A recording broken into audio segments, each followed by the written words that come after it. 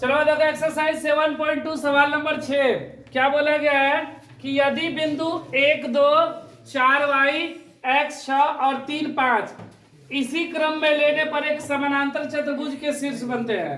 ये 4 शीर्ष दिया है किसका? समानांतर चतुर्भुज का। तो x और y का मान ज्ञात करना है। देखो ये एक समानांतर चतुर्भुज हम बना ले रहे हैं। इसका नाम हो गया A B C D। ये हो गया 1 2, B का नाम 4 वाई x 6 3 और 5। ये 4 हो गया, ठीक है, 4 शीर्ष हो गए। और बोल रहे हैं कि एक समानांतर चतुर्भुज क्या है? कौन सा चतुर्भुज है? समानांतर चतुर्भुज। और हमको पता है कि समानांतर चतुर्भुज के विकर्ण एक दूसरे को समद्विभाजित करते हैं, ठीक है। समानांतर चतुर्भुज का क्या गुण है कि इसके जो विकर्ण होते हैं, ये विकर्ण एक दूसरे को आपस में क्या करते हैं? समद्विभाजित करते हैं। मतलब ये दोनों आपस में बराबर और ये आपस में बराबर, ठीक है। मतलब ये इस रेखा का ये मध्य बिंदु है और ये भी इस रेखा का क्या हुआ? मध्य बिंदु। इस विकर्ण का मध्य बिंदु इसको मान लो P और AC का विकर्ण मान लो तो मध्य बिंदु P। मतलब दोनों का ये मध्य बिंदु होगा, तभी बराबर भागों में क्या कर रहा है? बांट रहा है। तो हम लोग क्या करेंगे कि मध्य बिंदु निकाल लेंगे, दोनों का मध्य बिंदु।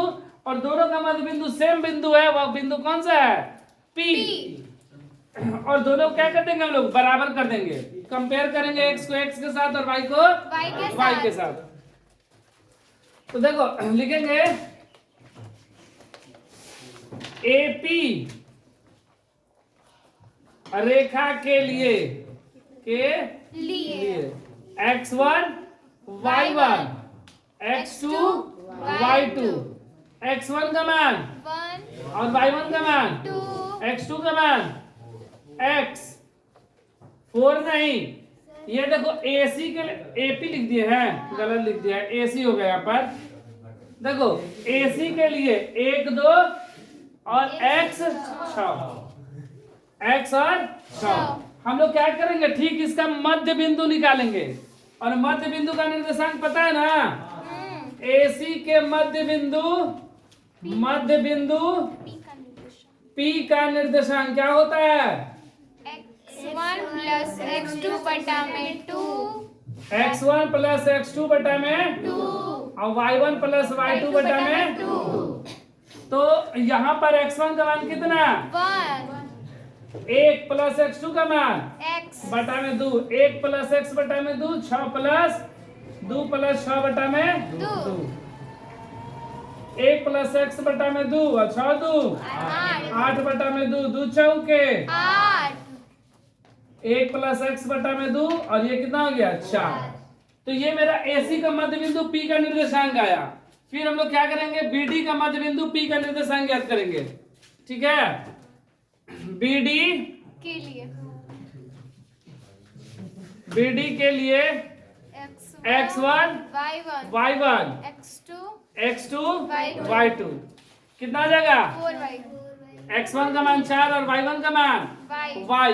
यहाँ पर 3 और 5। BD के मध्य बिंदु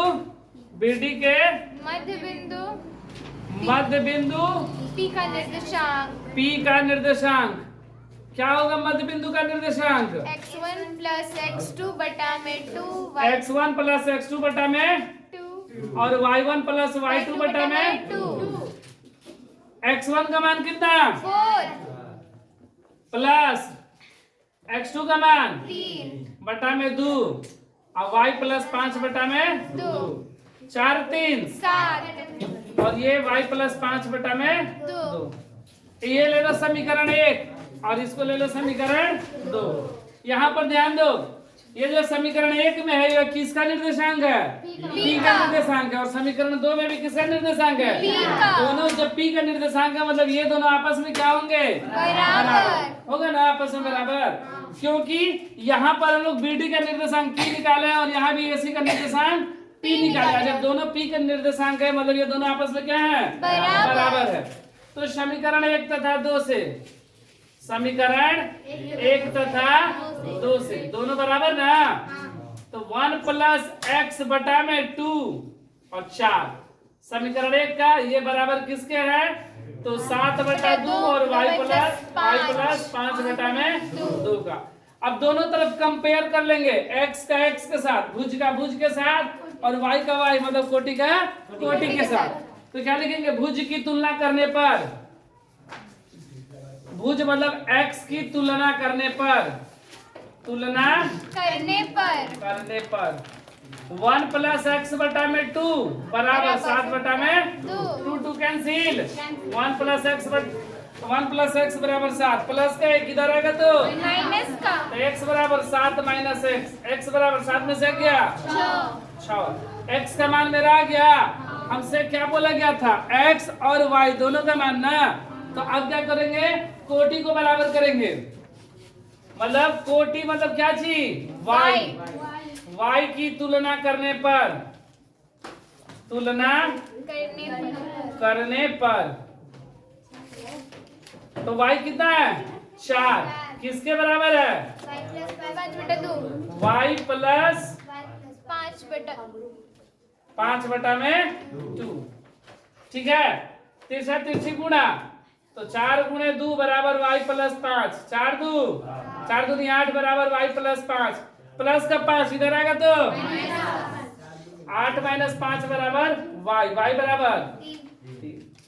तो x का मान मेरा कितना आया, x बराबर 6 और y बराबर 3, यही मेरा क्या हुआ आंसर।